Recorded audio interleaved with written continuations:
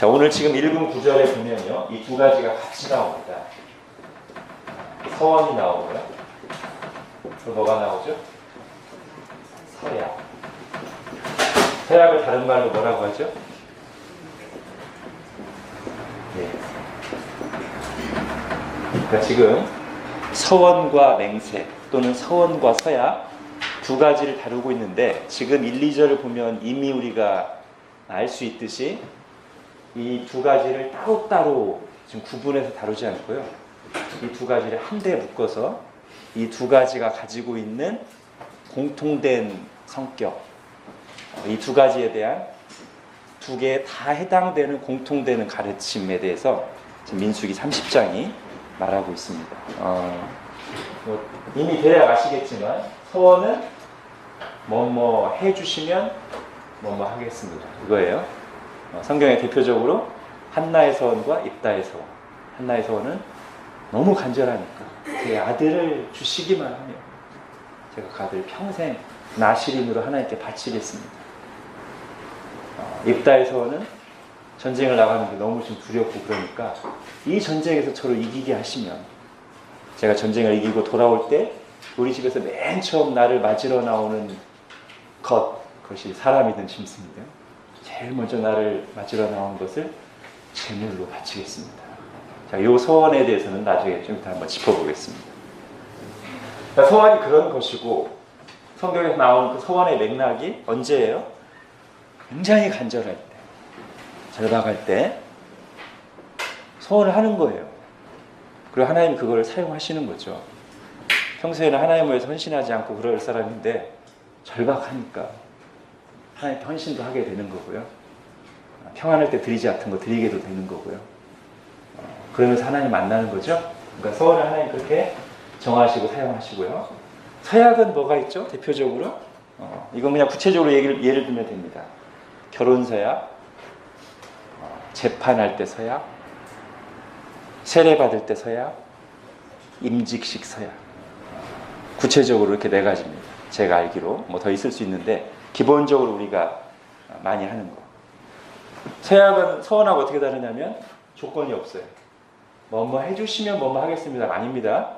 서약 맹세는 이게 하나님 뜻에 맞으니까 그냥, 또는 나의 진실함을 증명하기 위해서 그냥 하나님 앞에서 굳게 다짐하는 거예요. 말하자면 결혼 서약, 죽음이 우리를 갈라놓을 때까지 하나님 앞에서 내가 배우자 이 한 사람에게만 충실하겠습니다.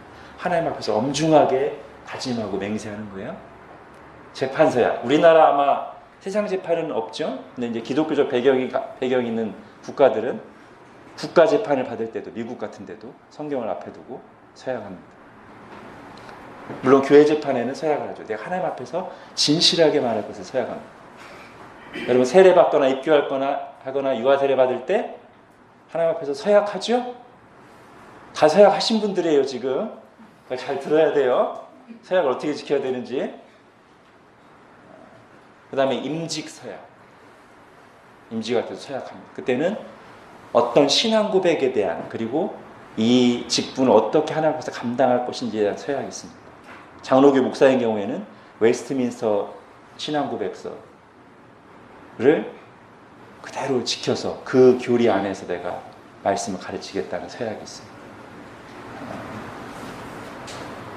아마 장로 직분, 집사 직분도 마찬가지일 겁니다. 장로교 안에서는. 자, 그런 서약이 있어요. 이 둘을 지금 한꺼번에 다룬다는 거예요. 먼저 주의할 게 있습니다. 산상수훈에 나오는 주님의 말씀에 보면 이런 말씀이 있어요. 도무지 맹세하지 말지니, 도무지 맹세 요거 하지 말지니, 오직 너희 말은 옳다 아니라 하라. 이에서 지나는 것은 악으로부터 나느니라. 이런 주님의 가르침이 있어요. 그리고 야고보가 산상수훈의 교훈들을 상당히 많이 가져와서 야고보서를 기록했거든요. 그럼 다시 한번 보시면 그래요. 야고보서를 잠언에 많이 비유하는데 제가 볼 때는 야고보가 주님이 산상수훈에 하신 말씀 상당 부분을 가져와서 교회에 적용하는 게 야고보서라고 할 수 있는데요. 이것도 그대로 적용해요. 좀 아까 주님이 하신 말씀을 야고보가 이제 적용하기를, 내 형제들아 무엇보다도 맹세하지 말지니 하늘로나 땅으로나 아무 다른 것으로도 맹세하지 말고 오직 너희가 그렇다고 생각되는 것은 그렇다 하고 아니라고 생각하는 것은 아니라 하여 정죄받음을 면하라. 그죠? 주님 말씀하고 똑같죠? 약간 풀어서 교회에 적용한 거예요. 둘 다 어떤 내용이냐면 맹세하지 말고 그냥 맞는 것은 맞습니다. 아닌 것은 아닙니다. 라고까지 말하는 거예요. 그 이상하면 이거는 뭔가 좀 과도한 오버 액션이라는 거예요. 그래서 지금 말씀드리려는 것은 이 두 말씀만 보면 그럼 신자는 이거 하면 안 되는구나. 이렇게 생각되죠. 그러기 쉬워요. 그럼 아까 말한 임직서약, 세례서약, 결혼서약, 재판서약은 뭐야? 비성경적인 걸 우리가 하고 있는 거네. 그렇죠? 그러니까 잘 보셔야 돼요. 그러니까 이 두 말씀만 우리가 그냥 문자적으로 받으면 이걸 하면 안 될 것 같지만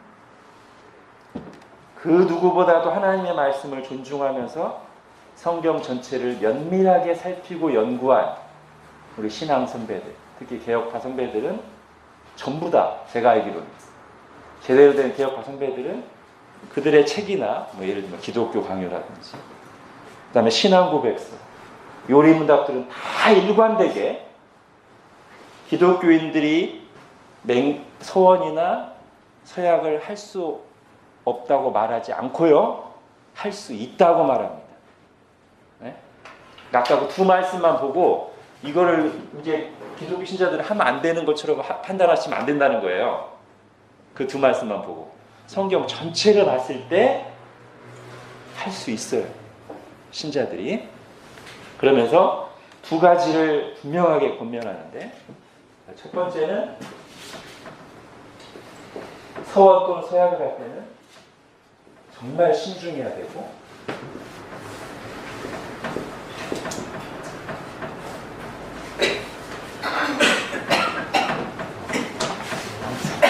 반드시 지킨다. 엄수라죠. 엄수.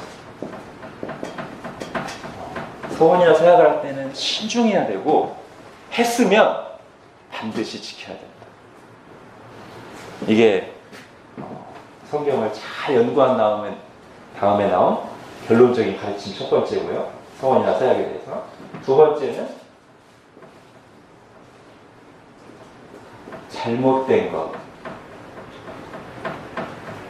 잘못된 서원이나 서약.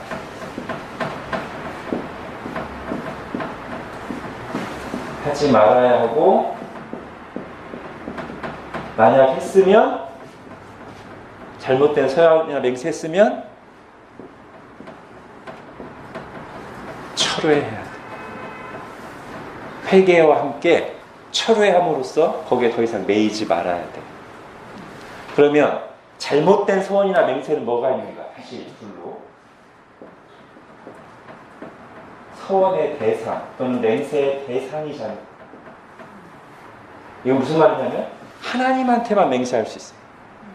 자, 아까 말씀드린 그 산상순에 나오는 말씀, 야고보서에 나오는 말씀은 주로 여기에 많이 걸려요. 하늘로도 하지 말고 땅으로도 하지 말고 성전에 있는 뭘로도 하지 말고 서원 대상에서 걸리는 거예요. 하나님만 해야 되는데 하나님 아닌 다른 데서 다른 신이든 다른 물질이든 그 다음에 또 잘못된 서원이 뭐냐면 서원의 내용이 잘못 비성경적인 서원. 하나님이 저와 함께 하시면 제가 이웃집을 털겠습니다. 뭐 내용 자체가 잘못된 거죠.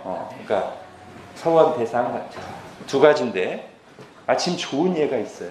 올해가 이제 종교개혁주는 500주년이니까 제가 루터 예를 여러 번 들었습니다만 여기에야말로 잘 적용되는 사람이 루터예요. 우리가 루터 영화도 한번 봤죠? 거기 보면 루터가 어느 날 길을 가다가 벼락이 무섭게 내리치니까 두려움 속에서 이걸 합니다. 서원을.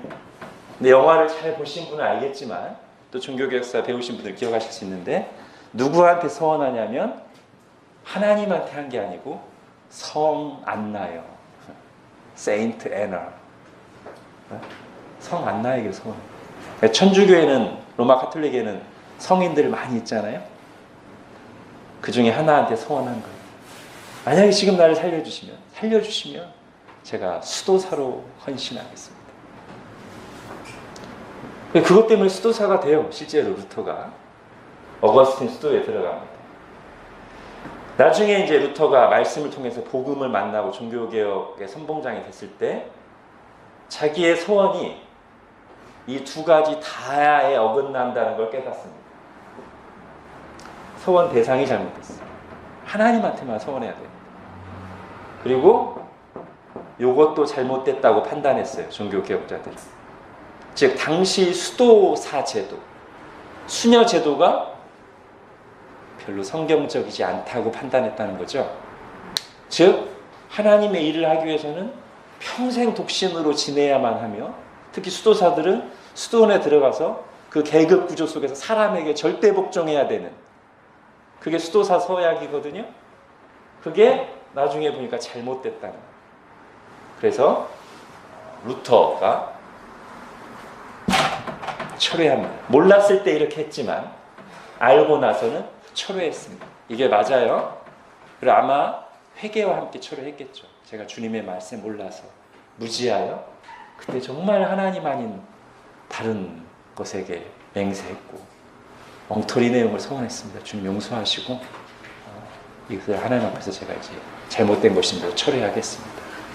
자유함을 얻었어요. 뿐만 아니라 루터 같은 경우는 본인 자신이 그 출신으로서 수도사였다가, 즉 독신 서약을 했다가 그걸 철회한 사람으로서 다른 수도사들, 다른 수녀들도 이 잘못된 서약을 철회하고 자유함을 얻도록 적극 장려했습니다. 그래서 그의 아내 카타리나도 수녀 출신이죠, 그죠? 그의 많은 동료 수도사들이 결혼을 합니다. 그리고 결혼을 아주 귀한 것으로 여기죠. 자, 거기에 해당된단 말이에요. 자, 그래서요, 아까 이제 제가 그렇게 했으니까 산상수훈에서 주님이 마치 맹세 자체를 하면 안 되는 것처럼 말한 그 내용을 우리가 어떻게 봐야 되는가? 산상수훈에 나온 다른 말씀들하고 같이 한번 연결해서 보시면 돼요. 산상수훈에 내 손이 너로 범죄하거든 잘라버리라. 어때요? 우리가 이 말씀을 문자적으로 적용합니까? 아니면 이 말씀하시는 의도에 순종합니까? 즉 이 말씀하시는 의도는 얼마나 하나님이 우리가 죄 짓는 것, 죄의 노예로 사는 걸 싫어하시는지를 이 의도적인 과장법을 통해서 우리에게 강하게 어필하시며 권면하시는 거죠. 실제로 손 자르라는 게 아니고 성경을 어떻게 읽을 것인가라는 책을 보면 그 내용이 나와요.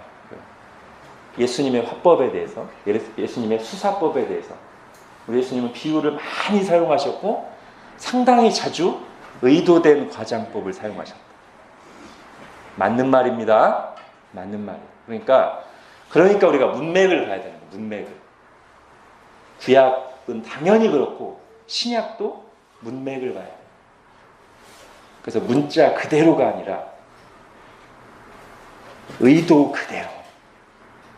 물론 이렇게 비유나 과장법이 아닌 경우에는 문자 자체가 의도하고 일치하는 경우가 많죠. 그러나 아닌 경우들도 있다는 거예요. 한 세 구절 정도만 찾아보겠습니다. 빨리. 신명기 10장 20절 보겠습니다.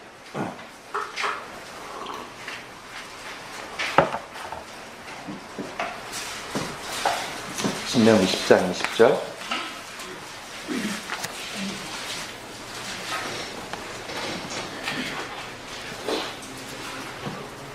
다시 읽겠습니다. 시작. 내 하나님 여호와를 경외하며 그를 섬기며 그에게 의지하고 그의 이름으로 맹세하라. 예. 지금 이 말씀, 이 구절도 그렇고 이 구절이 나오는 이 본문의 문맥을 보면 이거는 신구약 성경 모두에게 다 해당되는 보편적인 신앙 명령이지 구약에만 해당되는 내용이 아닙니다. 지금 20절이. 여호와를 경외하여 그를 섬기며 그에게 의지하고 그의 이름으로 맹세하라. 이건 그대로 다 지키면 되는 말씀. 그러니까 하나님의 이름으로만 맹세하는 거예요. 고린도 후서 1장 보겠습니다.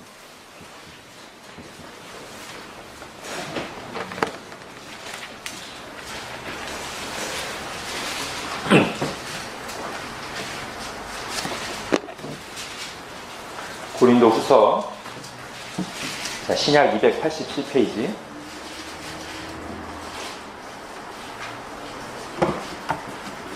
고린도 후서 1장 23절 같이 읽겠습니다. 시작.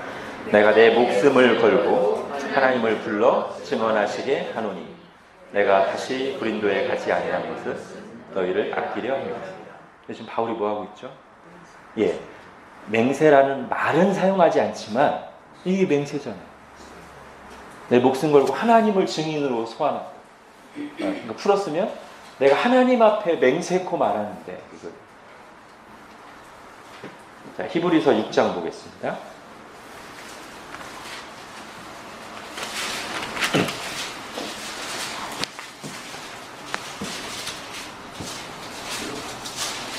히브리서 6장 16절 신약성경 358페이지 같이 읽겠습니다. 시작. 사람들은 자기보다 더 큰 자를 가리켜 맹세하니 맹세는 그들이 다투는 모든 일의 최후 확정이다. 이것도 뭐 명확한 건 아니지만 맹세라는 것이 옛날에만 쓰였다는 듯이 말하고 있지 않고 보편적인 사실로서 지금 성경이 언급하고 있는 걸로 보입니다. 이런 것들을 이렇게 다 포괄해서 한상순의 문맥, 성경 전체의 문맥 이런 걸 살필 때 신자들이 맹세할 수 있다, 서원할 수 있다. 근데 어떻게 해야 되는가? 그런 쪽으로 교훈을 했다는 것이죠. 자, 이 세 가지가 다요. 그러니까 신중하게 맹세하고 꼭 지켜야 하는 일. 잘못된 소원을 하지 않는 일. 즉, 소원의 대상을 하나님의 이름으로만 해야 되고 엉터리 내용을 소원하지 않아야 되고 했으면 회개하고 철회해야 되는 이 모든 이유가 다 뭐랑 관련이 있냐면 3계명하고 관련이 있어요. 여호와의 이름을 망령되이 일컫지 마라의 아주 구체적인 적용점이 이거예요. 맹세. 우리가 하나님의 이름으로만 맹세해야 되는데 그 맹세를 경솔하게 하거나 그 맹세를 하고서 쉽게 그냥 내 마음대로 내 편의에 따라서 지키기도 하고 안 지키기도 하거나 아니면 하나님의 이름으로 맹세하는데 엉터리 내용을 이 모든 게 다 주님의 이름을 망령되이 일컫는 것이고 주님의 이름의 영광을 흠집내는 거란 말이죠. 더 심하면 이런 경우에 이제 우상숭배로까지 갈 수 있는 거예요. 그렇죠? 우리가 하나님의 이름으로 소원한다는 것은 맹세한다는 것은 하나님을 최후 재판관, 내 인생의 생사화복을 주고 계시는 분으로서 권위를 인정하면서 우리가 증인으로 소환하는 건데 그 자리에 하나님 아닌 다른 것을 넣는다는 것은 우상숭배적인 측면이 있다는 것이죠. 이제 조금 이제 우리에게 좀 적용하면서 한번 가보겠습니다. 우선요, 좀 일상적인 예를 들어보면 우리가 쉽게 실수하는 거, 어떤 친한 사람 또는 가까운 사이에 내가 말하는 거 꼭 들어줘야 돼. 맹세. 그럼 하면 돼요, 안 돼요? 연인 사이에 한참 막 불붙어서 연애할 때 내가 말하는 거 꼭 들어줄 거지? 하나님 앞에 맹세해.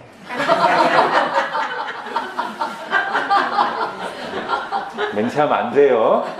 무슨 말 할지 알고. 또는 이제 뭐 교우 중에 한 명이 저를 찾아와가지고 제가 하는 말 누구한테도 말씀 안 하신다고 하나님 앞에 맹세해 주세요. 제가 이것도 맹세하면 안 되죠? 무슨 말 할지 알고. 그래서 제가 예 그래요. 맹세할게 말씀해 보세요. 제가 내일 김 집사를 죽일 겁니다. 어떻게 해야 돼요? 최대한 설득해서 그 죄에서 돌이키도록 해야 되겠지만 내가 정말 열심히 설득했는데 끝내 마음이 안 바뀌었어. 내일 김지사 죽인다고 얘기하면 마음에 안 받고 그러면 어떻게 해야 돼요? 맹세했으니까 김지사한테 연락하지 않고 안 알려줘야 돼요? 아니면 알려줘야 돼요? 그러니까 가벼운 것 같지만 이런 맹세를 쉽게 하면 안 된다고. 잘 듣고 신중하게, 아까 말한 것처럼 신중하게. 자, 이제 세 가지로 정리하겠습니다. 서원과 맹세 중에 꼭 해야 될 서약이 있어요. 맹세가 있어요. 그 다음에 지킬 수 없는 서약이 있어요. 그 다음에 지켜서는 안 되는 서약이 있어요.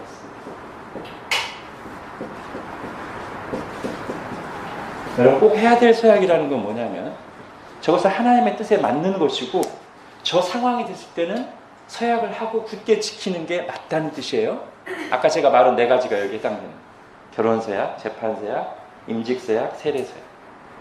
여러분, 만약에 아까 말씀드린 이거는 신중하게 해야 되고 지킬 수 없는 것을 하면 안 돼. 이걸 이상하게 적용해가지고 재판할 때 자, 하나님 앞에 진실만을 말할 걸 서약하십시오.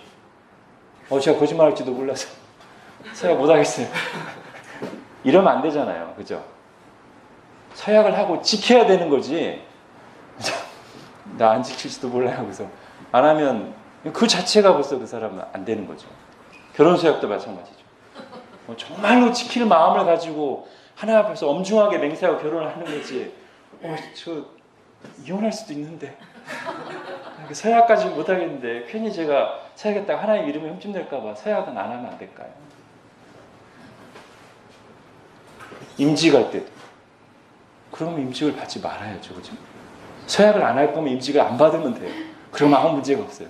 임직은 받는데 성경 말씀을 들이대면서 꼭 지킬 수 있는 것만 서약하라고 하는데 저 다 못 지키거든요. 아시잖아요. 인간이 얼마나 연약합니까? 죄인 아닙니까? 또 어떻게 이 신앙 고백들을 지킨다고 서약할 수가 있겠어요? 그죠, 목사님? 이러는 거 아니에요. 이거는 해야 돼요.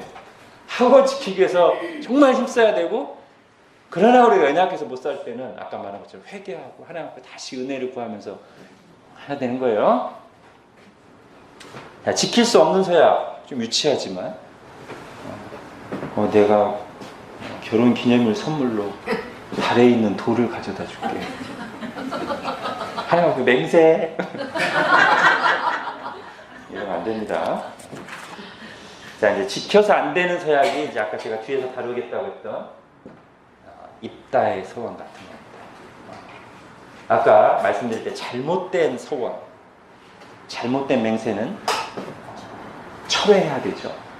그러니까 지금 입다의 서원 자체가 사사시대가 사사들조차, 하나님께 쓰임받은 믿음의 용사들조차 얼마나 이 영적 분별력이 없고 성경 진리에서 떠나 있고 그 시대 정신의 영향에 오염되어 있었는지를 보여주는 거예요.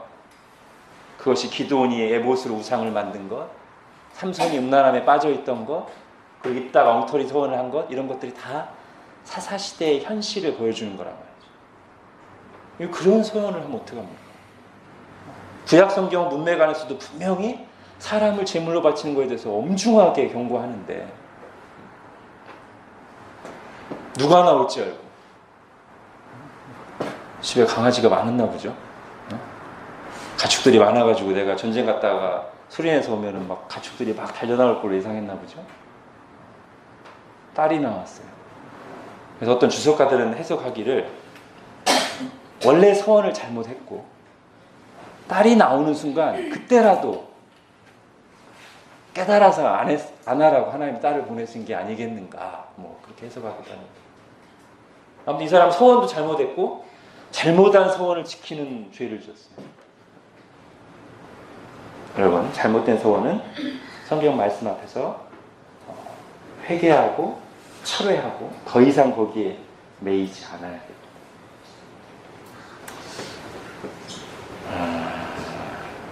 그래서요, 이 서원 서약에 관한 메시지는 이거예요.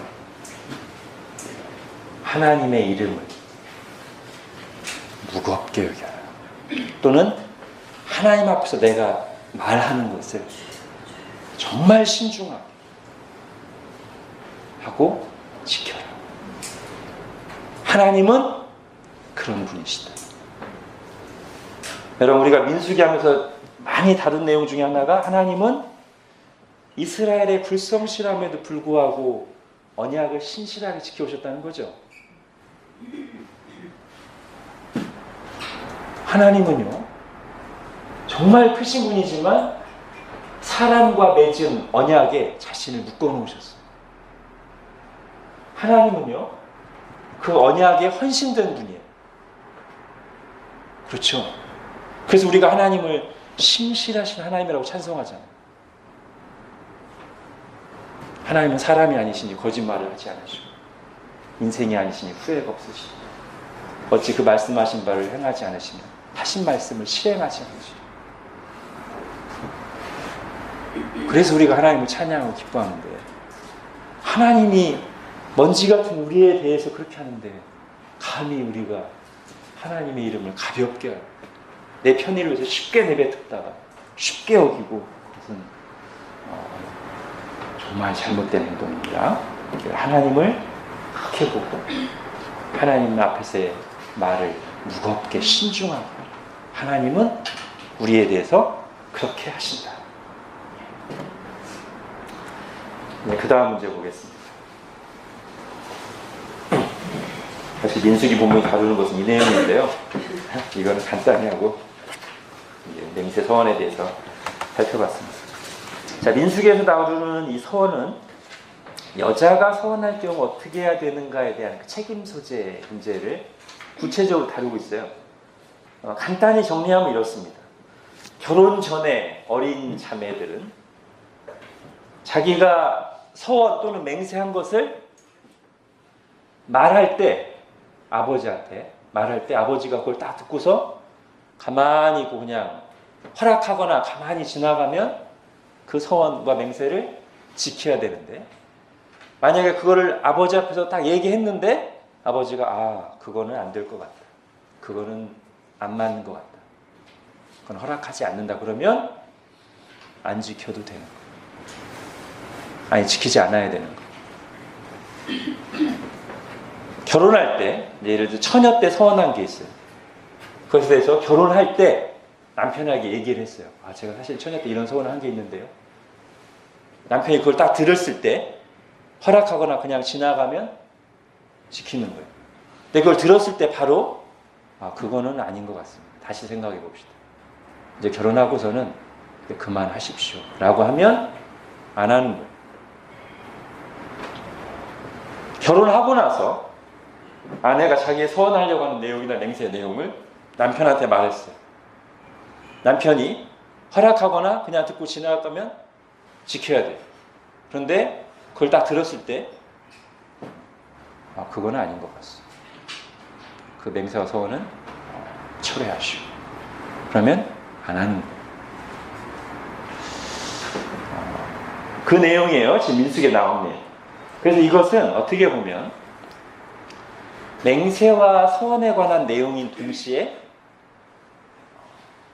가정 안에 있는 영적 질서에 관한 말씀이기도 해요, 이 본문은. 그리고 이 원리는 신약 성경에도 그대로 이어집니다. 어디서 그런 걸 우리가 보죠? 예를 들면 제가 지금 그 교재에 써놓은 에베소서에 보면 자녀들아 내 부모에게 순종하라, 이것이 옳으니라. 서원했는데 부모가 안 돼, 그건 안 맞아, 경솔해, 지금 우리 가정에 안 맞는 것 같아, 그럼 순종하는 거야. 아내들아 남편에게 순종하라, 마찬가지. 얘기했는데 나중에, 그러니까 오늘 본문에 보면 그 얘기를 들었을 때 반응해야 돼요, 아버지나 남편이. 그때는 가만히 있다가 나중에 지나가서 자기한테 불편하거나 손해가 오니까 그거 하지 마, 이거 이렇게 하면 안 돼요. 오늘 성경이 분명히 말합니다. 그걸 딱 들었을 때 하나님 앞에서 신중하게 생각해서 그만큼 책임이 있는 거예요. 아버지와 남편에게 책임이 있는 거예요. 영적 책임, 하나님 앞에서의 책임을 듣고 나서 그건 아닌 것 같습니다. 아니면 그 자리 당장이 아니라면 우리 그거 한번 기도해 봅시다 해서 기도하고 하면서 그거 기도해 보고 하니까 아닌 것 같소. 그렇게 하고 책임을 지는 거예요. 남편이, 아버지가. 그러니까 시간 지난 다음에가 아니고요. 오늘 본문에 그걸 말합니다. 그래서 이게 여기에 나오지만 신약 성경에도 이 원리가 그대로 흐르고 있다. 그래서 이것을 우리가 받아야 된다. 그죠? 이 시대 정신은 여기서 자꾸 멀어지고 있어요. 여러분 이걸 지키셔야 돼요. 그렇게 하는 게 하나님께 순종하는 거예요. 저는 하나님께 순종하는데 부모에게는 부모 순종하라는 게 하나님 뜻인데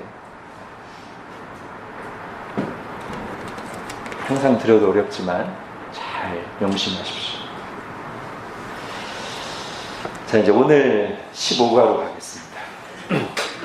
미디안 전투와 요단 동편.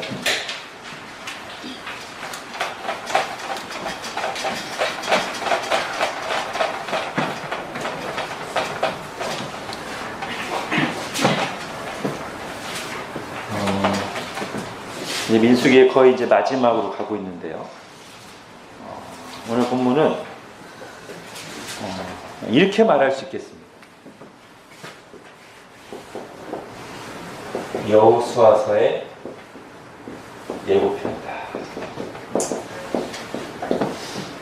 여러분 여호수아서는 아주 분명합니다. 그냥 두 가지 내용입니다. 뭐냐면 정복, 군대. 뭐를요? 땅. 구약성경에서 아주 중요한 개념, 아주 중요한 신학적인 요소, 땅. 하늘과 땅을 창조하시고 내가 내게 지시할 땅으로 가라. 약속의 땅. 그 땅에서 너를 뽑아내리라. 이게 이 땅이 언약의 한 부분이에요. 하나님 나라를 예표하는 거예요. 그래서 여호수아서에서 땅을 정복할 뿐만 아니라 분배했다는 것은 하나님이 정말로 아브라함에게 하신 언약을 신실하게 성취하셨다. 그 내용인데 오늘 본문 민수기 31장 32장 이때는 언제냐면 이제 이 여호수아서를 몇 개월 앞둔 시점이에요. 광야 40년을 다 마치고 이제 가나안 땅 정복 전쟁을 얼마 남겨두지 않은 시점이에요.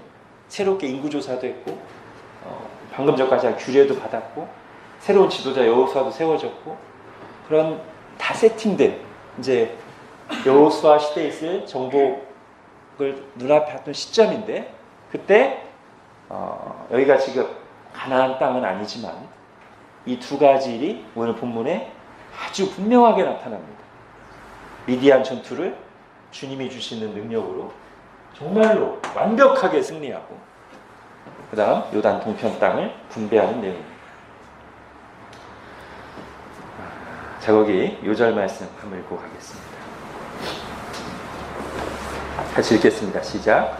군대의 지휘관들 곧 천부장과 백부장들이 모세에게 나와서 모세에게 말하되 당신의 종들이 이끈 군인을 계수한즉 우리 중 한 사람도 충나지 아니하였기로 우리 각 사람이 받은 바 금패물 곧 발목고리, 손목고리, 인장 반지, 귀고리, 목고리들을 여호와께 헌금으로 우리의 생명을 위하여 여호와 앞에 속죄하려고 가져왔나이다. 제가 본문 요약을 읽겠습니다. 하나님께서는 바알보올에서 이스라엘을 우상 숭배하게 만든 미디안의 죄에 대해 원수를 갚으라고 하셨습니다. 이스라엘은 하나님의 말씀대로 나가 싸웠고 완벽한 승리를 거뒀습니다. 많은 전리품을 얻었으며 이를 하나님 말씀대로 나누기도 하고 자원하여 드리기도 했습니다. 르우벤 지파와 갓 지파는 이미 정복한 요단강 동편 땅을 달라고 모세에게 요구했습니다. 다른 지파들을 낙심하게 만들고 분열시킬 수 있는 위험한 발상이었기에 모세로부터 엄중한 책망과 경고를 들었습니다. 그들은 가나안 정복 전쟁에 함께 나가 선봉에 서서 싸우고 가나안 땅에서는 아무런 대가를 바라지 않겠다고 약속함으로써 자신들이 요구했던 땅에 대한 권리를 허락받았습니다. 자, 구절 살피기로 바로 가겠습니다. 31장 1절부터 3절. 여호와께서 모세에게 말씀하여 이르시되 이스라엘 자손의 원수를 미디안에게 갚으라. 그 후에 내가 네 조상에게로 돌아가리. 모세가 백성에게 말하여 이르되 너와 함께 있는 사람들 가운데서 전쟁에 나갈 사람들을 무장시키고 미디안을 치러 보내어 여호와의 원수를 갚되. 예. 자, 이 첫 번째 문제에서 생각할 것은 보복하시는 하나님, 원수 갚으시는 하나님, 반드시 심판하시는 하나님, 또는 이것을 신원하시는 하나님이라고 하죠.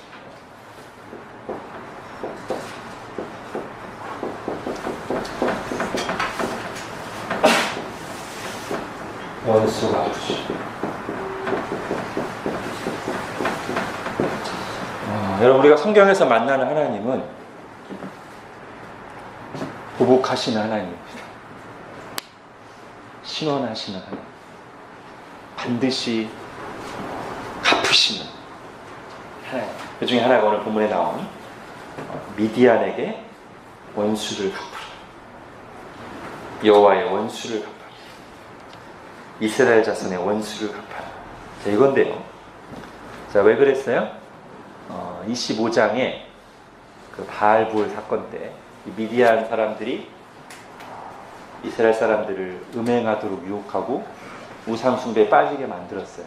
그때 하나님이 아주 진노하셔서 이스라엘에게 엄청난 징계를 내리셨는데 그때 이미 말씀하셨습니다. 25장 뒷부분에 보면 미디안에게 원수를 갚으라. 미디안을 쳐라. 그걸 지금 시행하는 거예요. 여러분, 문제를 한번 보십시오. 그 다음에 이런 문제를 넣습니다. 성경에 분명하게 나타나시는 원수 갚으시는, 보응하시는 하나님에 대해 생각해 보십시오. 이는 우리에게 직접 원수를 갚지 말고 오히려 축복하고 기도하라고 하시는 말씀과 어떻게 연결할 수 있을까요? 자, 우리가 하나님을 닮아야 되잖아요. 우리도 보복하시는 하나님을 닮아서 한 대 치면 10대를 갚아주는 그게 아니고요. 하나님은 분명히 보복하시는 하나님이신데 신약 성경의 분명한 메시지는 뭐냐면 원수 갚지 말아요. 이걸 우리가 정리하고 가길 원합니다. 첫 번째는 여러분, 이 표현이 이렇게 돼 있으니까, 표현이 보복하시는, 원수 갚으시니까 우리가 이것을 좀 우리 수준으로 저급하게 생각하기가 쉬워요. 근데 사실은 마치 하나님이 질투하신다고 할 때 그 질투가 우리가 사용하는 개념보다 훨씬 더 높은 하나님으로서의 권리를 요구하시는 거잖아요.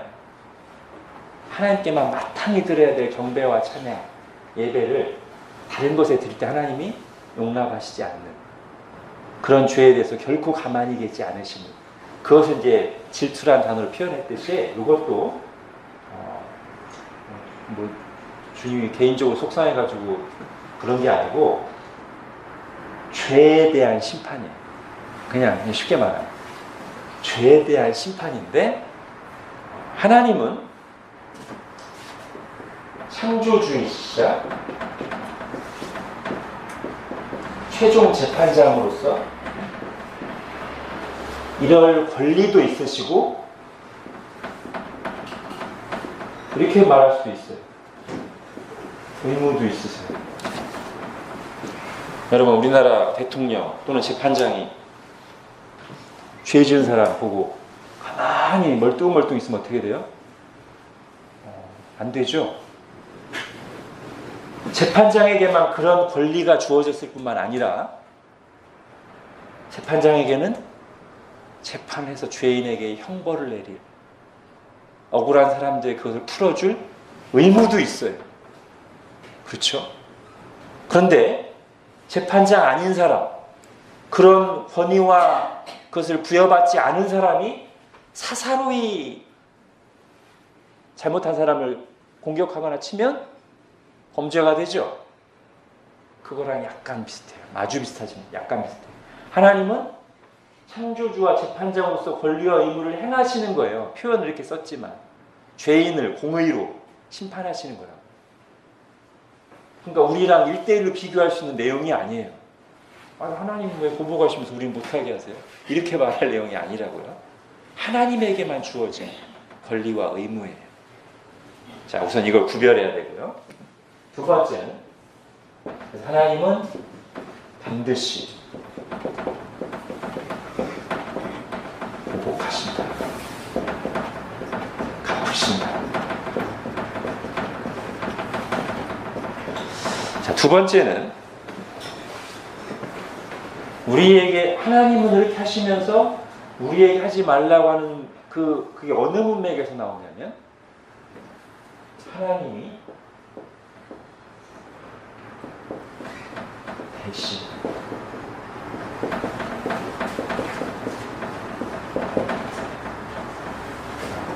이 문맥에서 나오는 거죠. 하나님 우리에게 보복하지 말라고 하시는 이유는 악을 방조하라는 뜻이 아닙니다. 반드시 보복이 있을 겁니다. 근데 그 보복을 우리 스스로 하지 말라는 거예요. 우리 스스로 해서 죄 짓지 말라는 거예요. 하나님 하신다. 내가 할 거니까 나한테 맡겨. 내가 네 인생 주인 맞지? 너 나 신뢰하지?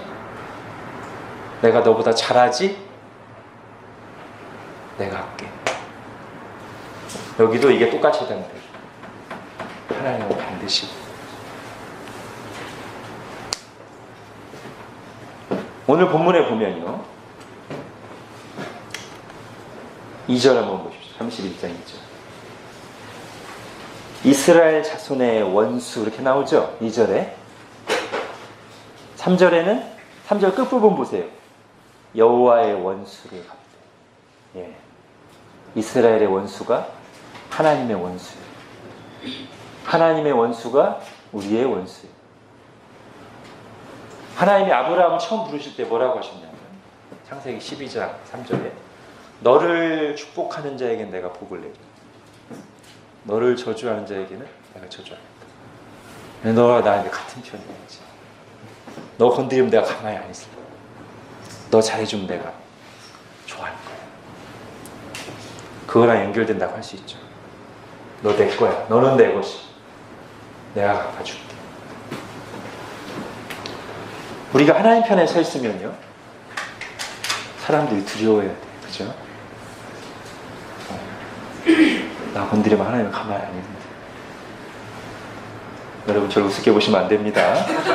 저 건드리면 하나님이 가만히 안 있어요. 여러분도 마찬가지고요. 자, 이제 세 번째요. 여기까지 생각해야 이제 이 개념이 더 완성될 것 같은데. 이걸 지금 제가 연속으로 가는 하나님은 반드시 보복하세요.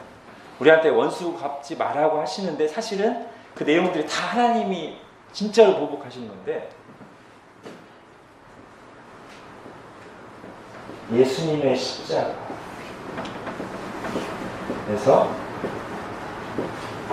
하나님의 보복, 죄에 대한 심판이 성취되었습니다. 하나님은 반드시 보복하시는 분이에요. 여러분 로마서 5장 10절에 보면 우리가 아직 원수 되었을 때 그죠? 우리가 여기 해당됐다고. 그럼 하나님 제가 지금 뭐라고 하시면 얘기해요? 하나님은 반드시 갚으시는 분이에요. 반드시 심판하시는 분이에요. 보복하시는 분이에요. 그럼 우리가 하나님 원수였으니까 하나님 심판하셔야 돼요. 하셨어요. 여기서. 예수님의 십자가에서 확실하게 심판하셨어요. 하나님의 진노를 남김없이 한 방울도 남김없이 예수님께 쏟아 부었어요. 하나님 반드시 심판하셔. 그래서 나한테는 하나님의 심판이 한 방울도 안 남아있어요.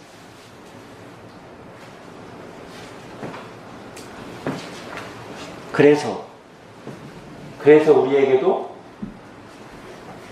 원수 갚지 말라는 거. 너희 원수였는데 너희가 하나님으로부터 이런 사랑을 입었지 않니? 너희 원수 사랑해. 만약 그 사람이 회개하면 그 사람도 이 은혜를 누릴 사람인 것이고 끝내 회개하지 않으면 그 사람은 최후의 심판을 받을 거예요. 물론 이 땅에서도 하나님의 공의로운 심판과 징계가 있습니다. 최후 심판만 있는 거 아니에요. 착각하시면 안 됩니다. 이 땅에서도 분명히 하나님의 심판과 징계가 있어요. 그러나 최종적인 건 아니에요. 최종 징계, 최종 심판 아니지만 분명히 하나님의 백성들에게 징계가 있고 하나님을 거스르는 악한 세상을 향한 심판이 있어요. 성경이 그걸 말하잖아요. 구약 성경에 나와 있는 많은 심판과 징계들.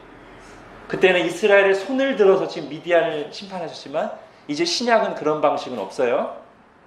그렇지만 여전히 오늘날도 하나님은 다양한 방식으로 하나님을 거스르는 세상에 대해서 진노와 심판을 드러내고 있습니다. 로마서 1장에 보면 바울이 이런 얘기를 하죠. 하나님을 떠난 세상의 죄상에 대해서 쭉 얘기하면서 성적 타락을 얘기합니다.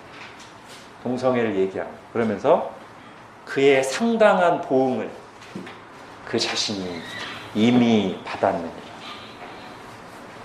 이렇게 말하죠. 그러니까 성적 타락, 하나님의 말씀을 거스르는 죄를 무분별하게 즐기면서 이미 하나님의 어느 정도의 징계와 심판을 받고 산다는 거죠. 사도행전 12장에 보면 헤롯이라는 왕이, 헤롯 대왕 말고 다른 헤롯 왕이 야고보를 죽이고요. 사도 야고보를 베드로를 감옥에 가두고요. 두로 사람들이 와서 자기를 막 신처럼 추앙하니까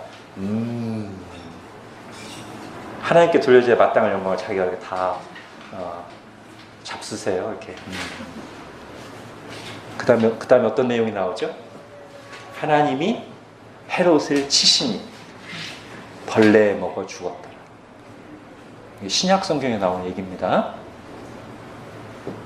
교회를 계속 박해하고 하나님의 영광을 찬탈한 그 죄인을 하나님이 쳐서 죽었단 말이에요. 그러니까 늘 또는 즉각적으로 이런 일이 일어나진 않아요. 이 시대에. 그러나 여전히 있습니다.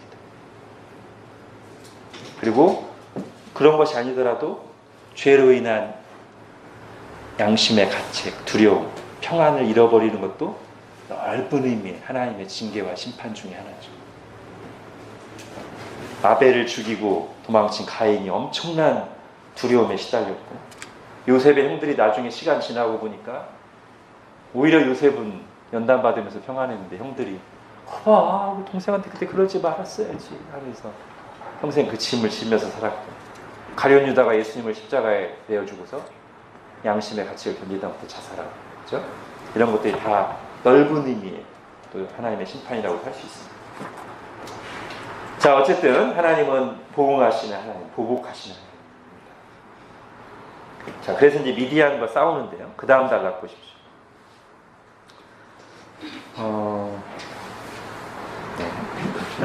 좀 많지만 제가 읽겠습니다. 내용 이해를 위해서.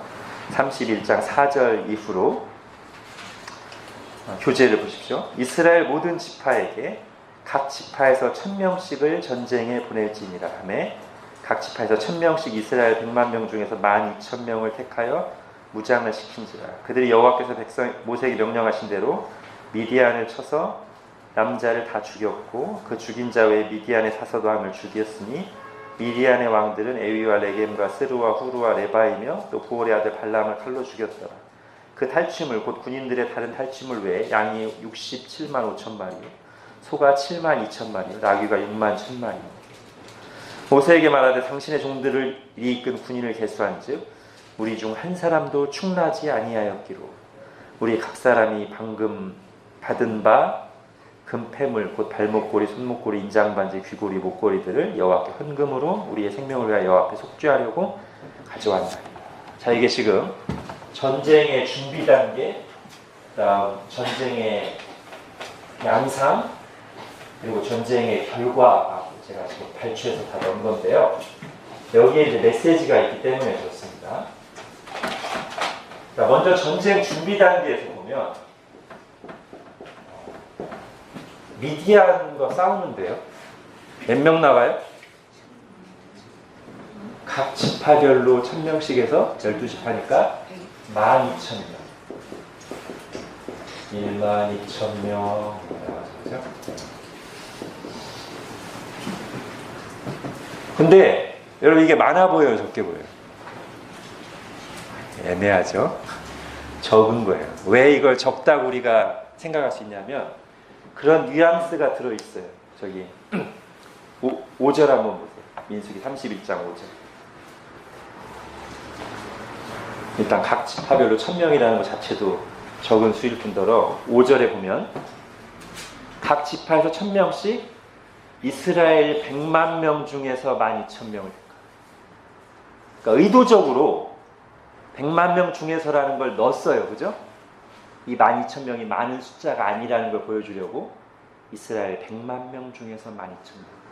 그럼 여러분 여기서 어떤 분, 왜 갑자기 그동안 60만이라고 하다가 100만 명이라고 하지?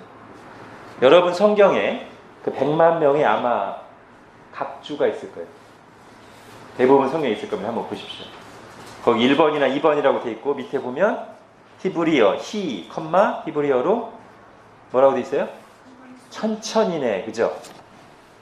여러분 천천이나 뭐 어디 생각나지 않습니까? 네, 다윗과 사울이 딱 전쟁터에 돌아오는데 사울이 죽인 것은 천천이요. 다윗이 죽인 것은 만만이다. 천천이 뭐예요?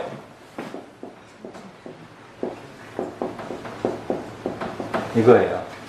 그래서 100만이라고 하는 거예요. 그죠? 그러니까 히브리어로는 천천인 중에서 12,000명 이거거든요. 그래서 아예 그냥 어떤 영어 성경은 1000만 명 중에서 이렇게 하고 thousands 이렇게. 그러니까 이거는 그냥 그대로의 숫자가 아니고 굉장히 많은 수에서 12,000명만 뽑아보내라 이런 느낌인 거예요. 그러니까 이게 지금 많은 수가 아니에요. 적은 수를 뽑아보내. 반면에 지금 읽은 거 보면 이스라엘이 싸워서 승리한 그쪽은 왕이 5명이에요. 연합군이에요. 그리고 전리품 양을 보면 엄청나요. 그러니까 지금 그냥 조그만 마을 하나 싸워 이긴 정도가 아니에요. 지금 전쟁의 양상이 자세히 안 나와 있지만 전쟁의 결과 보고서를 보면 다 죽인 것 외에 미디안 왕 5을 죽였고 뭐 양이 막 몇십만 마리 엄청난 대군 연합군이 미디안이죠. 그죠? 그래서 살짝 어떤 게 좀 머리에 스쳐 지나갑니까? 미디안의 대군과 싸운 소수의 병력 기드온의 300용사. 그죠? 그때 300명이었고요. 싸운 대상이 누구냐면 미디안 연합군이었어요. 그때도 약간 그거랑 비슷하고. 두 번째는 엄청난 전리품.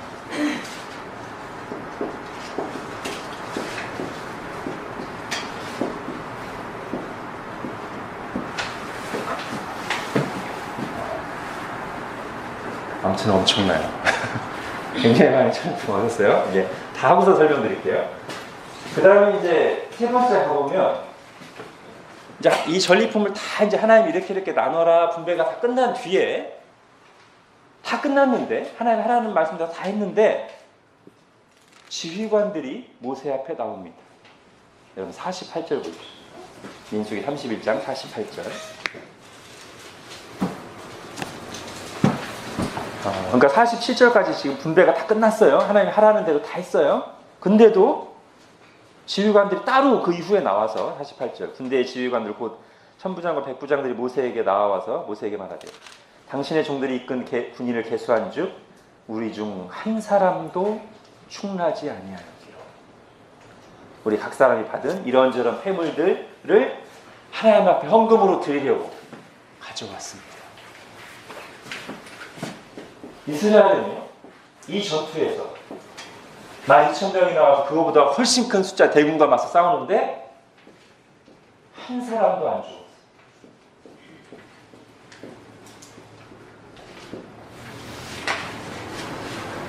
이게 지금 미디안과의 전투예요. 이걸 통해서 지금 하나님이 뭘 말씀하려고 하시는가? 우선 이 사람들 얘기를 좀 해보면요. 다 하나님 말씀대로 분배 끝났어요. 근데 아마 이제 드라마로 생각하면 이런 장면일 것 같아요. 이 사람들이 이제 어쨌든 전쟁 나가고 왔으니까 이제 점호를 하면서 인원 파악하고 딱 했는데 자기가 이끈 그러니까 천부장이면 1000명 중에 한 명도 안 죽었어.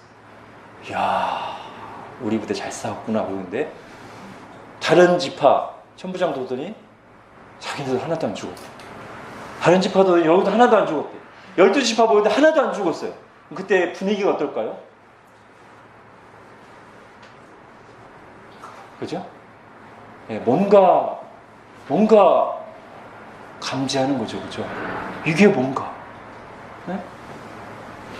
별로 그렇게 정예 요원들도 아니고 그냥 광해 생활을 다 하는 사람들 12,000명밖에 안 남았는데 이 엄청난 대군을 다 죽이는 때까지 12지파 중에 한 사람도 안 죽었어요. 이 사람들이 가만히 있을 수가 없는 거예요. 이 상황에. 야, 이거 뭐야? 어? 그래서 이미 다 하나님 하라는 대로 다 의무를, 공적인 의무를 다 했는데도 야, 우리 가만히 있으면 안 될 것 같은데? 어? 하나님 우리 생명 지키시고 이거 하나님 싸우셨는데 우리가 가지고 있어야 돼? 다 걷어. 아무도 거기에 반발을 안 해요. 자, 다 받은 거 가져와. 다들 알아서 줘요. 그래요. 하나님 하셨어요. 약간 지금 그런 느낌이에요. 그죠? 그러니까 요거를 통해서 주려고 하는 메시지를 약간 이해한 거예요. 이 사람들이. 아, 이거는 하나님이 싸우시는 거구나. 그럼 이 시점에서 이게 왜 중요하죠? 아까 말씀드린 것처럼 이제 몇 개월 뒤에 모세도 죽고 새로운 지도자 여호수아와 함께 가나안 땅 전체와 싸워야 돼요. 왜 안 두렵겠어요? 이 싸움을 통해서 하나님이 말씀하시는 거예요. 내가 싸운다. 너희는 그 땅 선물로 받는 거야. 너희는 거룩하게 자신을 지키고 순종해서 나가면 돼. 내가 싸울 것이고 그 땅은 젖과 꿀이 흐르는 땅이야. 엄청난 전리. 그런 거죠? 그런 메시지가 있어요. 저는 이 사람들을 보면서 나중에 이제 사무엘상 30장에 보면 제가 이제 한 서너 번 말씀을 드렸습니다. 시글락에서 다윗과 그의 부하들이 아말렉 군대에게 다 털리고 나서 힘들어하다가 하나님의 은혜로 어렵게 쫓아가가지고 전리품 다 다시 빼앗아 와요. 그죠? 근데 그때 너무 급하게 쫓는 바람에 중간에 지쳐서 좀 약한 병사들이 더 이상 못 갑니다 하고 부솔 시내가에서 멈춰있던 사람도 있어. 그런데 싸우고 돌아와서 이 전리품 분배하려고 하니까 그 중에 불량한 사람들, 악한 종자들이 뭐라고 해요? 다윗에게 저기 중간에 나고 가지 못한 사람들은 하나도 주지 맙시다. 전리품 가족만 돌려주고 이거 하나 주지 맙시다. 안 싸우는데 왜 줘요? 성경이 그들을 악한 자들이라고 합니다. 그래서 다윗이 거기서 복음을 얘기하죠. 야, 하나님이 주신 건데 이거 하나님 우리 찾게 하신 건데 우리가 그렇게 하면 안 되지. 공평하게 나눕시다. 복음이죠. 이 사람들은 지금은 그 사람들과 대비되게 모세나 누가 말하기 전에 본인들이 그걸 느꼈어요. 이 싸움을 다 끝내고 인원 개수를 하면서 야, 정말 하나님이 신실하게 함께 하시고 도우시고 가나안 땅에 들어가면 얼마나 더 풍성할까. 네, 이 정도 하겠습니다. 네, 이제 마지막 말을 빨리빨리 하는데도 양이 많았어요. 자, 요단 동편 분배. 자, 이러고 나서요. 아마 이제 이게 좀 영향이 있을 수 있는데 이때 엄청난 전리품이 이제 배분되니까 그러자라도 이제 많이 양떼들이 있었던 지파 중에 르우벤 지파와 갓 지파 두 지파가 갑자기 모세에게 나와서 좀 생각지도 못한 요구를 합니다. 이스라엘 지도가 어떻게 되냐면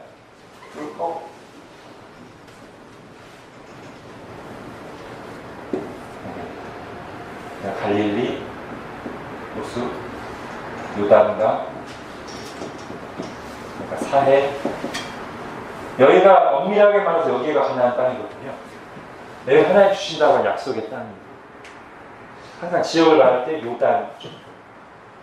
그런데 지금 이스라엘이 여기 있거든요. 모압 지역. 여기서 이 전투가 있기 전에 한 번 싸웠어요. 헤스본하고 하사나 오가고 싸웠어요. 그래서 여기를 지금 몰아낸 상태예요. 그런데 여기를 이미 몰아낸 데다가 이런 것까지 많아지니까 르우벤 지파와 갓 지파가 이 땅이 살만한 땅인 걸 보고 인간적인 마음이 들었습니다. 모세한테 와서 그냥 우리 여기서 살면, 우리 두 지파 근데 여기서 살면 안 될까요? 모세가 엄청나게 깹니다. 굉장히 길게 나와요. 니네가 지금 그렇게 하면 어떡하냐. 그러면 지금 막 가나안 땅에 들어 정복전쟁을 해야 될 다른 지파들에게 사기를 꺾고 분열시키려는 겁니다. 그러면서 무슨 얘기를 해요? 40년 전을 잊었더냐. 40년 전 가나안 정탐하고 나서 그 땅 못 들어가겠다고 떼쓰는 바람에 우리가 바로 들어갈 수 있었던 거 40년간 지금 광야 생활을 했는데, 그리고 그때 하나님 말씀하신 대로 그때 하나님께 원망하는 가나안 땅에 못 들어가겠다고 한 그 사람들 광야 40년간 다 죽었는데 너희가 그거 아는데 어째서 거기서 교훈을 얻지 못하고 지금 또 너희가 나와서 그런 요구를 한단 말이에요. 엄청나게 모세가 책망하고 가르칩니다. 그랬더니 이 두 지파가 아마도 모세의 말을 듣고 그런 것 같아요. 이 두 지파가 잘 생각해 보더니 다른 의견을 냅니다. 그게 문제라면 우리가 요단강을 건너겠습니다. 그러니까 여기에 우리 가족들, 아내와 자녀들을 남겨두고 그들을 위한 살 터전을 마련한 뒤에 요단강 건널 때 우리가 다 건너겠습니다. 장정들. 그럴 뿐만 아니라 우리가 선봉으로 싸우겠습니다. 뿐만 아니라 이 가나안 정복전쟁이 끝날 때까지 계속 거기서 싸우겠습니다. 뿐만 아니라 다 전쟁이 끝나서 이제 여기 땅 분배할 때 우리는 열심히 싸웠지만 여기서는 아무것도 요구하지 않겠습니다. 여기까지 얘기하니까 모세가 받아들이고, 그리고 아마 다른 지파들도 거기까지 듣고 나면 좀 동의가 됐을 거예요. 그죠? 와서 싸운다고 해야지. 열심히 최선만에 싸우면서 아무것도 요구하지 않겠다고 하니까 그래요. 그래서 모세가 허락하면서 다짐을 받죠. 한번 좀 읽어보겠습니다. 여기 유명한 말이 나오기 때문에. 자, 32장 20절부터 23절까지. 32장 20절부터 23절까지 같이 한번 읽겠습니다. 시작. 모세가 그들에게 이르되 너희가 만일 이 일을 행하여 무장하고 여호와 앞에서 가서 싸우되 너희가 다 무장하고 여호와 앞에서 요단을 건너가서 여호와께서 그의 원수를 자기 앞에서 쫓아내시고 그 땅이 여호와 앞에 복종하게 하시기까지 싸우면 여호와 앞에서나 이스라엘 앞에서나 무죄하여 돌아오겠고 이 땅은 여호와 앞에서 너희의 소유가 되리라마는 너희가 만일 그같이 아니하면 여호와께 범죄하니 너희 죄가 반드시 너희를 찾아낼 줄 알라. 그러니까 르우벤과 같이 했던 말을 모세가 그대로 재생하는 거예요.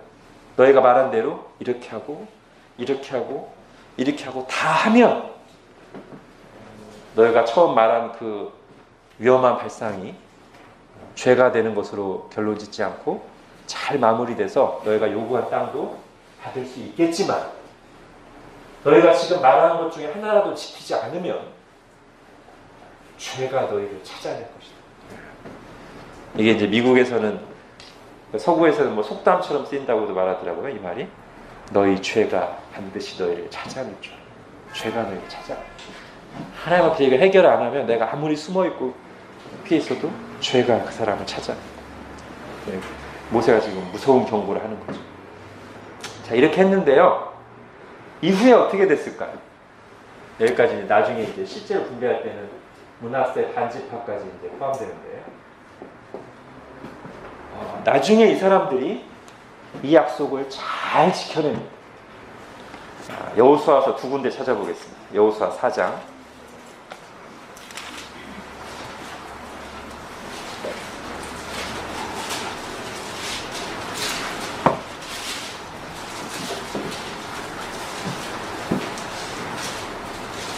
여호수아 4장 12절 13절 같이 읽겠습니다. 시작.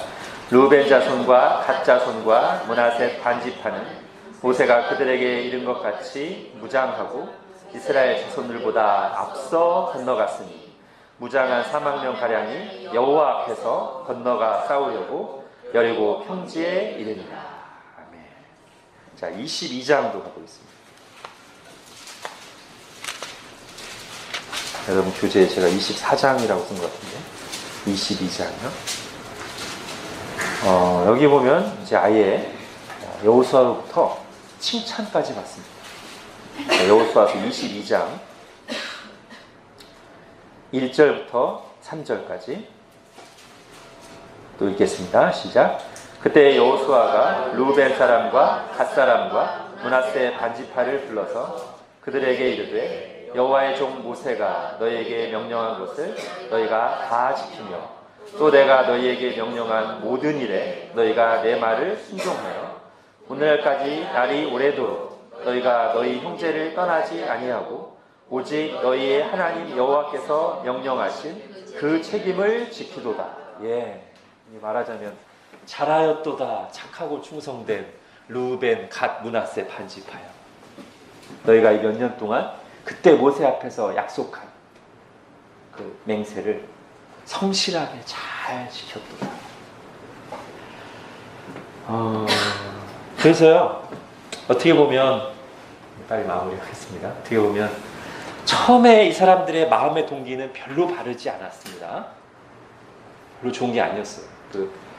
이 땅의 아름다움을 보고 의견을 낸 거기 때문에, 여기가 약속의 땅, 약속의 땅으로 들어갈 생각을 안 하고, 여기 안주하면서 이 땅의 아름다움에 거하겠다고 했으니까 처음에는 이들이 결코 바르지 않았습니다. 그러나 책망의 말씀을 듣고 나서 그들이 잘 받아들이고 잘 다짐하고 그걸 잘 지켰어요. 그래서 뭐가 왔어요? 칭찬이 왔습니다.